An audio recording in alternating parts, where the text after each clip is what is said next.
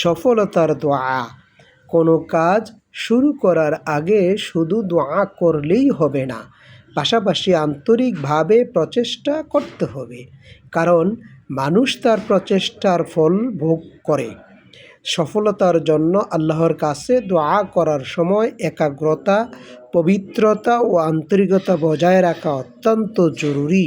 সফলতার জন্য আল্লাহ রাব্বুল আলামিনের নিকট আমরা বারংবার যে দোয়াটি পড়তে পারি তা হলো, রব্বি আদখিলনি মুদখালা সিদিকিন ওয়া আখরিজনি মুখরাজা সিদিকিন ওয়াজআললি মিন লাদুনকা সুলতানান নাসীরা। অর্থ, হে আমার প্রভু, আপনি আমাকে সত্যরূপে প্রবেশ করান এবং আমাকে বের করুন সত্যরূপে। আমাকে আপনার কাছ থেকে রাষ্ট্রীয় সাহায্য দান করুন।